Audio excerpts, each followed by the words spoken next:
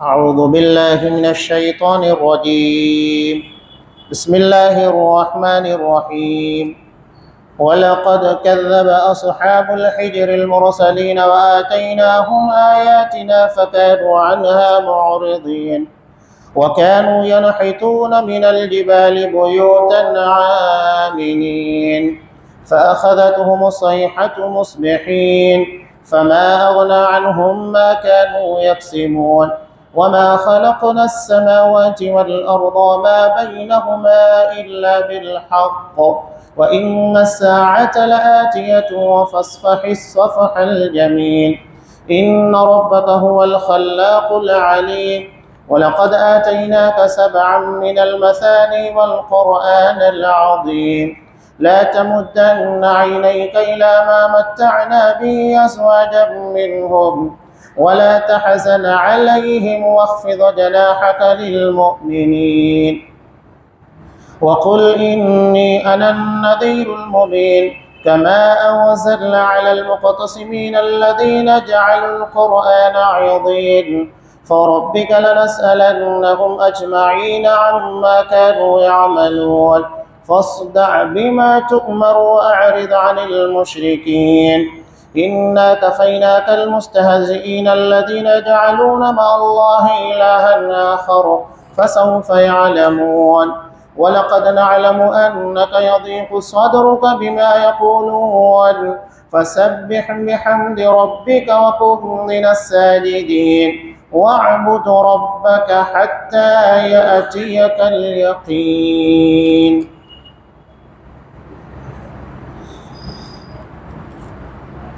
اور وادی حجر کے لوگوں نے بھی رسولوں کو جھٹلایا تھا. ہم نے انہیں اپنی نشانیاں دیں مگر وہ اعراض ہی کرتے رہے. وہ لوگ پہاڑوں کو تراش کر امن سے ان میں رہتے تھے. چنانچہ صبح کے وقت انہیں زبردست دھماکہ نے آ لیا اور جو وہ پتھر کے مکان وغیرہ بناتے تھے ان کے کسی کام نہ آ سکا. اور ہم نے جو آسمانوں زمین اور ان کے درمیان جو کچھ ہے انہیں کسی مصلحت سے ہی پیدا کیا ہے اور قیامت یقیناً آنے والی ہے. لہذا اے نبی ان کافروں کی بےہودگی پر شریفانہ درگزر سے کام لو. بلا شبہ آپ کا پروردگار ہی سب کا پیدا کرنے والا اور سب کچھ جاننے والا ہے. نیز ہم نے آپ کو 7 ایسی آیات دی ہیں جو بار بار دہرائی جاتی ہیں اور قرآن عظیم بھی دیا ہے. لہذا ہم نے مختلف قسموں کے لوگوں کو جو سامان حیات دے رکھا ہے ادھر نظر اٹھا کر بھی نہ دیکھیں اور نہ ہی ان کے لیے غمزدہ ہوں اور ایمان لانے والوں سے تواضع سے پیش آئیے اور کہہ دیجیے کہ میں تو صاف صاف عذاب سے ڈرانے والا ہوں. جیسا کہ ہم نے عذاب ان تقسیم کرنے والوں پر نازل کیا جنہوں نے قرآن کو ٹکڑے ٹکڑے کر دیا تھا. سو آپ کے پروردگار کی قسم ہم ان سے ضرور ان اعمال کی باز پرس کریں گے جو وہ کرتے رہے. لہذا جو آپ کو حکم دیا جاتا ہے ببانگ دوہل سنا دیجیے اور شرک کرنے والوں کی پرواہ نہ کیجیے.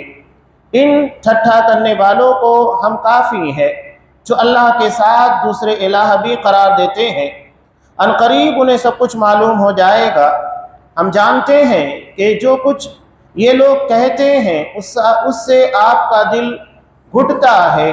لہذا آپ اپنے پروردگار کی حمد کے ساتھ تسبیح کیجیے اور سجدہ کیجیے اور اپنے پروردگار کی عبادت کیجیے تاکہ آپ کے پاس یقینی بات یعنی موت آ جائے. سورہ حجر آیت نمبر 80 سے آیت نمبر 99. محترم سامعین، عزیز ماں اور بہنوں، جیسا کہ اس سورہ کا نام ہی ہے سورۃ الحجر. حجر پتھر کو کہا جاتا ہے اور اسی سے بنا ہے حجر اسود کالا پتھر. اصحاب الحجر پتھر والے، انہیں پتھر کی طرف کیوں منسوب کیا گیا؟ دراصل ان لوگوں نے پہاڑوں کو تراش کر گھر بنایا تھا جس میں نہ تو موسم کی شدت کو برداشت کرنے اور اس کی تکلیفوں کو جھیلنے کا مسئلہ ہوتا ہے، نہ طوفان اور زلزلوں کے خطرات ہوتے ہیں، ہر طرح سے بالکل مامون اور محفوظ جگہ ہوتی ہے۔ اللہ نے ان لوگوں کو قد کاٹی انجینئرنگ کا فن عطا کیا تھا، ڈیل ڈول قد کاٹی کے اعتبار سے بہت اونچے لوگ تھے، اور انہی صلاحیتوں کے بلبوتے کے پر انہوں نے پہاڑوں کو تراش کر گھر بنایا تھا۔ اللہ نے انہیں وسائل حیات، زندگی کے وسائل بھی وافر مقدار میں عطا کیے، جانور، کھیتی باڑی، جو انسان کی ضروریات زندگی ہوتی ہے، خوب وافر مقدار میں ساری چیزوں کو عطا کیا گیا تھا۔ اب ان لوگوں کے اندر اصحاب الحجر جنہیں کہا جاتا ہے پتھر والے، یہ دراصل قوم سمود ہے، جن کی طرف حضرت صالح علیہ السلام کو نبی بنا کر مبعوث کیا گیا تھا۔ جب حضرت صالح علیہ السلام نے ان لوگوں کے سامنے اللہ کی توحید، اللہ کی وحدانیت کو پیش کیا اور ان لوگوں کے گناہ اور ان لوگوں کے بڑے بڑے جرائم کے بارے میں متنبہ کیا، تو انہوں نے کہا یا صالح قد كنت فينا مرجوا قبل هذا، اے صالح تو ہماری امیدوں کا مرکز تھا، ہم تمہاری صلاحیت، تمہاری خوبیوں کو دیکھنے کے بعد یہ امید لگائے بیٹھے تھے کہ آگے چل کر تم ہماری قوم کے لیے اور اپنے سماج کے لیے بہترین کردار ادا کرنے والے ہو، تو اس سے قوم کو اور سماج کو فائدہ ہونے والا ہے، لیکن تم تو ایسی باتیں کر رہے ہو کہ ہمارے باپ دادا کے طور طریقے، ہر چیز کے پر اس کی بنیاد کے پر حملہ ہو رہا ہے۔ یہ کیسے ہو سکتا ہے کہ ہمارے باپ دادا اور یہ ساری چیزیں جو ہم لوگ کر رہے ہیں وہ غلط ہو؟ نہیں ہو سکتا۔ تو یہ اصحاب ہجر تھے جن کی طرف حضرت صالح علیہ السلام کو بھیجا گیا تھا۔ قرآن انہی لوگوں کے بارے میں تذکرہ کر رہا ہے کہ وَلَقَدْ كَذَّبَ أَصْحَابُ الْحِجْرِ الْمُرْسَلِينَ، اور وادی ہجر کے لوگوں نے بھی رسولوں کو جھٹلایا تھا۔ قرآن مجید میں یہ چیز قابل غور ہے، جیسا کہ سورہ شعراء میں اللہ نے کہا كَذَّبَتْ قَوْمُ نُوحٍ الْمُرْسَلِينَ، حضرت نوح علیہ السلام کی قوم نے تمام رسولوں کا انکار کیا، حالانکہ حضرت نوح علیہ السلام سب سے پہلے رسول ہے جنہیں توحید کی طرف دعوت دینے، شرک کے خاتمے کے لیے مبعوث کیا گیا، اور اس کے بعد دیگر انبیاء ہے۔ تو یہ سوال پیدا ہوتا ہے کہ جب وہ پہلی قوم تھے جو شرک کے اندر مبتلا ہوئے تو سارے رسولوں کا انہوں نے انکار کیسے کیا، جبکہ ان کے سامنے سارے رسول موجود نہیں تھے؟ دراصل تمام انبیاء اور تمام رسولوں کی دعوت ایک ہی ہوتی ہے، اللہ واحد کی طرف دعوت دینا۔ جب تمام رسولوں کی دعوت ایک ہے، ان لوگوں کا منہج طریقہ ایک ہے، یقینی بات ہے کسی بھی ایک رسول کا انکار کیا جائے تمام رسولوں کا انکار لازمی ہو جاتا ہے۔ اسی لیے قرآن مجید کہتا ہے کہ قوم نوح نے تمام رسولوں کا انکار کیا۔ یہاں اصحاب مدین، اصحاب الحجر، قوم صالح، ان لوگوں کے بارے میں قرآن کہہ رہا ہے کہ ان لوگوں نے تمام لوگوں کا انکار کیا۔ تو یہ دراصل اس عقیدہ اور اس منہج کا جو تمام انبیاء اور رسول لے کر آئے تھے اس کا انکار کیا۔ اللہ فرما رہا ہے وَآتَيْنَاهُمْ آيَاتِنَا فَكَانُوا عَنْهَا مُعْرِضِينَ، کہ ہم نے انہیں اپنی نشانیاں دیں مگر وہ اعراض ہی کرتے رہے۔ وہ لوگ پہاڑوں کو تراش کر امن سے ان میں رہتے تھے، چنانچہ صبح کے وقت انہیں زبردست دھماکے نے آ لیا۔ ظاہری اعتبار سے پہاڑوں کے اندر رہنا، موسم کی شدتوں کو برداشت کر لینا، کسی قسم کا خطرہ نہ ہونا، انسان یہ سوچ لیتا ہے کہ ہم کسی بھی قسم کے خطرے سے محفوظ ہیں، لیکن اللہ نے ان لوگوں کے پر عذاب ایسا مسلط کیا کہ ان کے وہم و دماغ میں وہ چیز نہیں آ سکتی تھی۔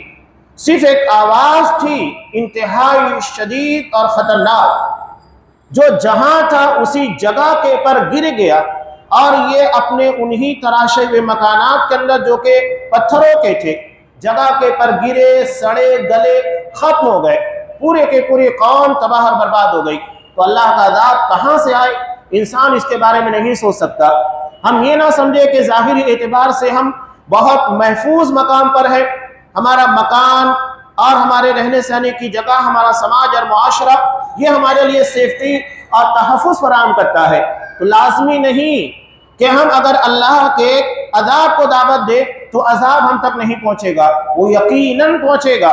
اللہ علیم ہے، حکیم ہے، وہ مکمل علم رکھنے والا اور مکمل حکمت والا ہے۔ کس طرح سے وہ اپنے عذاب کو بندوں تک پہنچائے کوئی سوچ نہیں سکتا۔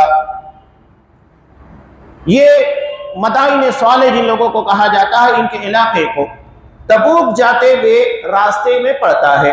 چنانچہ بخاری کی روایت میں بھی ہے، حضرت عبداللہ بن عمر رضی اللہ تعالیٰ عنہ فرماتے ہیں کہ آپ صلی اللہ علیہ وسلم جب تبوک کے لیے نکلے تو اسی جگہ سے گزر ہوا، تو آپ صلی اللہ علیہ وسلم نے وہاں اصحاب کرام نے اس جگہ کے کنویں کے پانی کو لے کر آٹے گوندھ لیے تھے۔ آپ نے کہا کہ نہیں، کوئی یہاں رکے گا نہیں، یہ مقامات جہاں اللہ کا عذاب آتا ہے یہ عبرت کی جگہ ہوتے ہیں، پکنک کی جگہ نہیں، تیزی کے ساتھ اس جگہ سے گزر جاؤ۔ اور جن لوگوں نے اپنے آٹے کو گوندا ہے وہ اسے استعمال نہ کرے بلکہ اونٹوں کو کھلا دیا جائے۔ اس سے معلوم ہوتا ہے کہ بعض دفعہ کھانا ہمارے لیے حرام ہوتا ہے، شرعی اعتبار سے اس کا جواز نہیں ہوتا، تو وہ چیز ہم جانوروں کو دے دے، وہ کھا لے، اس لیے کہ ان لوگوں کے پاس شرعی اعتبار سے وہ احکامات نہیں ہیں جو انسانوں کے پر ہے۔ مثال کے طور پر اگر کوئی غیر مسلم آپ کو آ کر دیوالی کی مٹھائی دے جائے یا اپنے تہوار کی مناسبت سے کوئی چیز دے کر چلا جائے، آپ نے بے خیالی میں رکھ لیا، آپ کو لینا نہیں چاہیے تھا، لے لیا، ایک غلطی ہو گئی، لیکن اب آپ اس کا استعمال نہیں کریں گے بلکہ اسے جانور کو کھلا دیں گے تاکہ اس کے شر سے اپنے آپ کو محفوظ رکھیں۔ پہلا مرحلہ تو یہ آپ کو لینا ہی نہیں ہے، اس لیے کہ قرآن مجید نے ان کے تہواروں میں کسی بھی طرح سے شریک ہونے کو بھی زور سے، جھوٹ سے تعبیر کیا ہے، اس لیے کہ کسی بھی غیر مسلم کا تہوار شرک پر مبنی ہوتا ہے اور ہم کسی طرح سے شرک کی تائید نہیں کر سکتے۔ اور اس کے بعد آپ صلی اللہ علیہ وسلم آگے بڑھے اور جس جگہ کے پر حضرت صالح علیہ السلام کی اونٹنی ناقۃ اللہ، جسے اللہ کی اونٹنی سے تعبیر کیا گیا ہے، وہاں جو پانی پیا کرتی تھی، آپ نے صحابہ کو کہا کہ اس جگہ سے پانی لے، چنانچہ صحابہ کرام نے اس جگہ سے پانی لیا۔ آپ نے کہا کہ اس مقام سے روتے ہوئے گزر جاؤ، اگر کوئی رو نہیں سکتا تو اس جگہ سے گزرے ہی نہ۔ تیز رفتاری کے ساتھ اس جگہ سے اصحاب کرام کو لے کر آپ آگے بڑھ گئے۔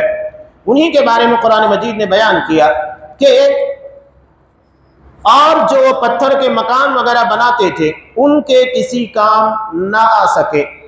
انسان ظاہری اعتبار سے چاہے وہ دولت جمع کر لے، خاندان کو جمع کر لے، افراد کو جمع کر لے اور یہ سمجھے کہ مختلف مواقع کے پر میرا ساتھ دیں گے، مجھے بچا سکتے ہیں، اللہ کے عذاب اور اس کی گرفت کے آنے کے بعد کوئی کسی کو نہیں بچا سکتا۔ حضرت نوح علیہ السلام اپنے بیٹے کو نہیں بچا پائے، جب اللہ کا عذاب آیا تو کون کسے بچا سکتا ہے؟ کسی کے پاس اختیار اور قوت نہیں ہے۔ صاف بتایا جا رہا ہے کہ انسان کو اللہ کو کبھی ناراض نہیں کرنا چاہیے، اس لیے کہ وہ ناراض ہوا تو ایسی جگہ سے سزا اور عذاب کو مسلط کرے گا جس کے بارے میں ہم تصور نہیں کر سکتے ہیں۔ قرآن آگے جو چیز بیان کر رہا ہے کہ وَمَا خَلَقْنَا السَّمَاوَاتِ وَالْأَرْضَ وَمَا بَيْنَهُمَا إِلَّا بِالْحَقِّ، کہ آسمان و زمین کے درمیان جو کچھ ہے ہم نے مصلحت اور حکمت کے ساتھ پیدا کیا ہے، حق کے ساتھ، اور یقیناً قیامت آنے والی ہے۔ اللہ صاحب بیان کر رہا ہے، دیکھیے کوئی بھی چیز اپنے جوڑے سے ملے بغیر مقصد کو نہیں پہنچتی ہے۔ ہر چیز کو اللہ نے جوڑے جوڑے پیدا کیا ہے۔ وَخَلَقْنَاكُمْ أَزْوَاجًا، اور انسان کو بھی اللہ نے جوڑا جوڑا بنایا ہے، بغیر جوڑے کے مقصد نہیں پورا ہوتا۔ تو دنیا کا جوڑا آخرت ہے۔ یہ دنیاوی زندگی جب تک آخرت سے جا نہیں ملے گی، انسانی زندگی کا مقصد نہیں پورا ہو سکتا۔ تو یہ دنیاوی زندگی آخرت سے جا ملے گی۔ یہ ناممکن ہے کہ انسان اسی جگہ پر مر جائے، کھپ جائے، ختم ہو جائے اور اس کے بعد اس کو دوبارہ نہ پیدا کیا جائے، ایسا نہیں ہے۔ قرآن اسی چیز کو بیان کر رہا ہے کہ قیامت یقیناً آئے گی، وہ آنے والی ہے۔ فَاصْفَحِ الصَّفْحَ الْجَمِيلَ، چنانچہ آپ ان کافروں کی بےہودگی پر شریفانہ درگزر کریں، اس لیے کہ قیامت کو لے کر اصحاب کرام اور آپ صلی اللہ علیہ وسلم کو، مسلمانوں کو مشرکین مکہ بہت ٹارگٹ کرتے تھے۔ یہ کہتے ہیں کہ قیامت کے دن جب سارے سڑ گل جائیں گے، مٹی میں مل جائیں گے، ہڈیاں بوسیدہ ہوں گی، اس کے بعد ہم پیدا ہوں گے۔ یہ تو بہت دور کی واپسی ہے، ناممکن ہے کہ کوئی انسان پیدا ہو جائے۔ تو اس طرح مختلف بہانے سے آپ صلی اللہ علیہ وسلم اور اصحاب کرام کو یہ لوگ مذاق کا نشانہ بنایا کرتے تھے، استہزاء کرتے تھے، ٹھٹھا اڑایا کرتے تھے۔ قرآن مجید نے کہا کہ ان کافروں کی بےہودگیوں کے پر آپ کو ٹینشن لینے کی ضرورت نہیں، آپ اپنے مشن اور اپنے مقصد کے پر لگے رہے اور اسی پر توجہ دیجئے۔ ان ساری چیزوں کا ٹینشن لینا یہ آپ کی ذمہ داری نہیں ہے۔ بلا شبہ آپ کا پروردگار ہی سب کا پیدا کرنے والا اور سب کچھ جاننے والا ہے، یعنی دوبارہ پیدا کرنا پہلی مرتبہ تو بالکل واضح ہے، اور اس کے بعد اللہ سب جانتا ہے انسان کیا کر رہا ہے کیا نہیں کر رہا ہے، کوئی چیز اللہ کے علم کے دائرے کے باہر نہیں۔ وَأَنَّ اللَّهَ قَدْ أَحَاطَ بِكُلِّ شَيْءٍ عِلْمًا، اللہ نے ہر چیز کو اپنے علم کے دائرے میں لے رکھا ہے۔ قرآن نے یہ کیوں کہا کہ اللہ ہر چیز کو جانتا ہے؟ اس لیے کہ مشرکین ظاہری اعتبار سے مسلمانوں کو جو تکلیف پہنچایا کرتے تھے، اور آج بھی ہمیں لگتا ہے کہ یہ لوگ ظاہری اعتبار سے مسلمانوں کے خلاف جو بھی کام کر رہے ہیں یہ ہمارے علم میں، لیکن یہ جو سازشیں چل رہے ہیں ہماری نظروں سے ہمارے علم سے غائب ہو کر، یہ تو ہمارے علم میں نہیں۔ اللہ کہہ رہا ہے کہ وہ بھی ہم جانتے ہیں، سب چیز اللہ کے علم میں ہے۔ انسان کتنی بھی مکاری فریب کاری کرنے کی کوشش کرے، جھوٹ بول کر نکل جائے، یہ دنیاوی حد تک ہے، آخرت کے لیے نہیں ہے۔ قرآن کہتا ہے یوم تبلی السرائر، جس دن سارے راز اوپن کر دیے جائیں گے، ساری سچائیاں بیان کر دی جائے گی۔ دنیا میں انسان کچھ بھی کر کے نکل جائے چلتا ہے، کچھ بھی الزامات لگا دیے جائے، جھوٹ بول دیے جائے۔ آج کورٹ کچہری بہت سارے مقامات کے پر ہم دیکھ رہے ہیں، سیاسی جلسے ہمیں نظر آتے ہیں، خوب دھڑلے کے ساتھ جھوٹ کے پر جھوٹ بولا جاتا ہے، کیا کچھ نہیں ہوتا ہے۔ لیکن یہ صرف دنیا کی حد تک ہے، انسان یہاں بچ نکلے ٹھیک ہے، لیکن آخرت میں چیزیں ناممکنات میں سے ہے، اور یہ معاملہ بہت سخت ہوگا حقوق العباد کا، کہ اگر کسی بندے کے تعلق سے کسی نے ظلم کیا، زیادتی کی ہے، بہت سخت ہوگا، وہاں کسی کو نہیں بخشا جائے گا۔ آپ صلی اللہ علیہ وسلم نے تو اپنے آپ کو پیش کر کے بتا دیا کہ مجھے نہیں بخشا جائے گا تو دیگر انسانوں کی کیا بساط ہے۔ یہ بہت سخت معاملہ ہے، ہم اسے آسان سمجھتے ہیں لیکن آسان ہے نہیں، ہمارے آسان سمجھنے کی بنیاد کے پر اس کو آسان نہیں بنایا جائے گا، معاملہ بہت سخت ہوگا۔ آگے اللہ نے بیان کیا وَلَقَدْ آتَيْنَاكَ سَبْعًا مِنَ الْمَثَانِي وَالْقُرْآنَ الْعَظِيمِ، نیز ہم نے آپ کو 7 ایسی آیات دی ہیں جو بار بار دہرائی جاتی ہیں، اور قرآن عظیم بھی دیا ہے۔ یہاں 7 بار بار دہرائی جانے والی آیتوں سے سورۃ الفاتحہ مراد ہے، جو فرض نماز کی 17 رکعتوں کے اندر بار بار دہرائی جاتی ہے، اور بقیہ نفل نماز کی ہر رکعت میں بھی اسے بار بار ریپیٹ کیا جاتا ہے، دہرایا جاتا ہے، اس لیے کہ یہ پورے قرآن مجید کا نچوڑ ہے، اور اسی کے پر پورے قرآن کی تعلیمات اور اس کے احکامات کو رکھا گیا ہے۔ اللہ کی تعریف ہے، اس کے بعد عبادت اور بندگی میں اللہ کو خالص کیا گیا، اللہ سے بار بار صراط مستقیم کی توفیق اور ہدایت مانگی جا رہی ہے، اور گمراہ لوگوں سے، بھٹکے ہوئے لوگوں سے پناہ طلب کی جا رہی ہے۔ دراصل پورا قرآن انہی ساری چیزوں کے پر گھومتا ہے، اللہ کی حمد و ثنا، اللہ کی تعریف جو توحید ہے، اس کے بعد احکام جو کہ بندگی سے متعلق ہے، انسان کو شرک اور دیگر سارے گمراہیوں سے بچانے کے لیے، اور اخیر میں یہ ہے کہ ان لوگوں کے راستے سے پناہ طلب کرنا جو گمراہ ہوئے اور اللہ کی راہ سے بھٹک گئے۔ تو یہ قرآن مجید کی اہم سورہ، آپ صلی اللہ علیہ وسلم نے اس کے تعلق سے بیان کیا ہے کہ یہ 7 بار بار دہرائی جانے والی آیتیں۔ حضرت سعید بن معلّہ رضی اللہ تعالیٰ عنہ فرماتے ہیں کہ آپ نے مجھے فرمایا میں تجھے قرآن کی ایک ایسی سورہ بتاؤں گا جو قرآن کی سب سورتوں سے بڑھ کر ہے، سب سورتوں کے پر اسے فضیلت حاصل ہے، اور وہ ہے الحمدللہ رب العالمین سورۃ الفاتحہ۔ یہی 7 من المثانی، یعنی 7 بار بار دہرائی جانے والی آیتیں ہیں، اور قرآن عظیم ہے جو مجھے عطا کیا گیا۔ یہ بخاری کی روایت میں ہے، نیز ترمذی کی روایت میں ہے کہ آپ صلی اللہ علیہ وسلم نے سورہ فاتحہ کے تعلق سے کہا یہ الحمد ہے، یہ ام القرآن ہے، قرآن کی ماں ہے، ام الکتاب، کتاب کی ماں ہے۔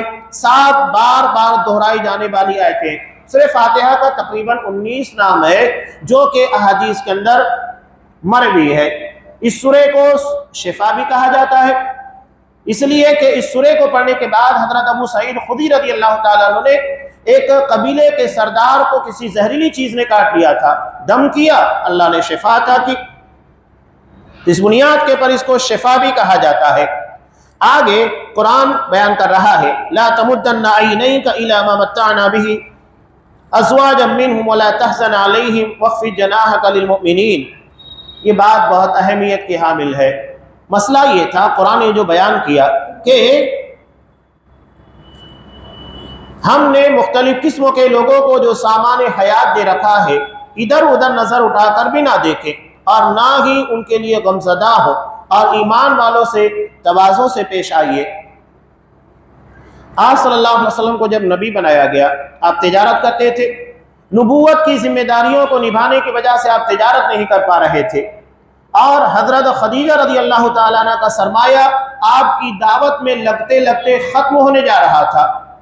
یہ حالات تھے، اور اصحاب کرام جن کو اللہ نے تجارت کی توفیق دی تھی، کچھ ان لوگوں کے پاس سرمایہ تھا، مشرکین کے بائیکاٹ کی وجہ سے وہ لوگ بھی پریشانیوں کا شکار، اور اس کے علاوہ جو طبقہ تھا وہ غلام تھے، غریب اور نادار قسموں کے تھے۔ ان لوگوں کے لیے دنیاوی زندگی کی معیشتیں بہت مشکل تھی۔ آپ صلی اللہ علیہ وسلم کے حالات تنگ ہوتے گئے، مسلمانوں کے حالات تنگ ہوتے گئے، معاشی اعتبار سے بہت ساری پریشانی آئی، لیکن انہوں نے ان ساری مصیبتوں کو برداشت کیا، کبھی شکوہ زبان کے پر نہیں لایا۔ آج اللہ نے ہمیں اتنا عطا کیا ہے کہ 3 وقتوں کی روزی روٹی آرام سے کھاتے ہیں، اللہ نے ہمیں بہتر مکانات عطا کیے، تجارتیں عطا کی، سب کچھ ہے۔ کچھ مندی آ جانے کے بعد ہمارے لبوں کے پر شکوے آ جاتے ہیں، شکایتیں آ جاتی ہیں۔ اصحاب کرام کے اس دور کے پر غور کیجئے کہ کتنے مشکل حالات تھے۔ خود آپ صلی اللہ علیہ وسلم کے لیے معیشت اور ذریعہ معاش ایک بڑا مسئلہ بنا ہوا تھا۔ ایسے حالات میں بھی آپ صلی اللہ علیہ وسلم اللہ کے دین کی تبلیغ کرتے رہے، دعوت کے مشن سے اپنے آپ کو جوڑے رکھا۔ اس کے مقابلے میں مشرکین مکہ تھے۔ اللہ نے جن لوگوں کو دنیاوی اعتبار سے مال عطا کیا تھا، ان لوگوں کے پاس تجارتیں تھیں، اختیارات تھے، اور دور دور سے آنے والے لوگ انہی کی خدمات میں نذرانے پیش کیا کرتے تھے۔ ساری دنیاوی سہولیات، قرآن نے کہا کہ یہ دنیا کی آسائشیں ہیں، آپ کو اس کی طرف توجہ نہیں دینا ہے۔ اور آپ صلی اللہ علیہ وسلم نے ایک بہت پیارا نکتہ بیان کیا، جیسا کہ مسلم کی روایت میں انظروا الی من هو اسفل منکم، اپنے سے چھوٹے لوگوں کو دیکھو، یعنی جو تم لوگوں سے کم کماتے ہیں، جن کے مکانات تم لوگوں سے خستہ ہیں، اور تمہارے مکانات کہیں زیادہ بہتر حالت میں، انہیں دیکھو۔ اس کا نتیجہ کیا ہوگا؟ اللہ کی نعمتوں کی شکر گزاری آئے گی۔ لیکن اگر اپنے سے بہتر لوگوں کو، جنہیں اللہ نے ہمارے مقابلے میں زیادہ نوازا ہے، علم کے اعتبار سے، مال کے اعتبار سے، سماجی اعتبار سے، عزت کے اعتبار سے، تو نتیجہ کیا ہوگا؟ کئی لا تزدروا نعمت اللہ علیکم، اللہ کی نعمتوں کو ہم اپنے اوپر کم سمجھیں گے کہ اللہ نے ہمیں کم دیا، ان لوگوں کو اتنا زیادہ کیوں دیا؟ تقدیر کے اوپر شکوے ہوں گے، تقدیر کے بارے میں شکایتیں پیدا ہوں گی، جو کہ انتہائی خطرناک بات ہے۔ اللہ کی تقسیم کے پر کبھی بھی اعتراض نہیں۔ اللہ اگر کسی کو مال عطا کیا، علم عطا کیا، شہرت عطا کی، عزت عطا کی، یہ بھی آزمائش کا ذریعہ، اور اگر کسی کو ان چیزوں سے محروم رکھا ہے، وہ بھی ایک آزمائش ہے۔ اللہ نے اگر کسی کو صحت عطا کی، وہ بھی آزمائش، اگر کسی کو بیماری میں مبتلا کر دیا، وہ بھی آزمائش۔ ہر طریقے سے آزمائش جاری ہے، دنیا دار الامتحان ہے، اس میں ساری چیزیں لگی ہی رہیں گی۔ اللہ نے کہا وَقُلْ إِنِّي أَنَا النَّذِيرُ الْمُبِينُ، آپ صاف کہہ دیجئے کہ میں کھلم کھلا ڈرانے والا ہوں، اور آپ کو منع کر دیا گیا۔ یہاں جو قرآن بیان کر رہا ہے کہ کما انزلنا علی المقتصمین الذین جعلوا القرآن عضین، کہ وہ لوگ جنہوں نے قرآن کو ٹکڑے ٹکڑے کیے، کون ہیں لوگ؟ اس کے بارے میں مفسرین کی جدا جدا رائے ہے۔ کچھ مفسرین کہتے ہیں کہ اس سے یہود مراد ہے، جو قرآن کے بعد حصوں کو مانتے تھے، بعض کو نہیں مانتے، یعنی جو ان کی اپنی شریعت کے موافق نظر آتا اس کو مان لیتے اور بقیہ چیزوں کو نہیں مانا کرتے تھے۔ بعض کہتے ہیں کہ اس سے دراصل مراد کفار مکہ ہے، جو یہ کہا کرتے تھے کہ قرآن مجید میں ہمارے بتوں کے خلاف یا ہمارے اعمال کے خلاف جو آیتیں آپ اس کو نکال دیجئے، اس کو ہم نہیں مانتے، بقیہ چیزوں کو ہم ماننے کے لیے تیار۔ قرآن کو ٹکڑے ٹکڑے کر دینا اور حقیقت یہی ہے کہ اس سے مراد دراصل تورات ہے۔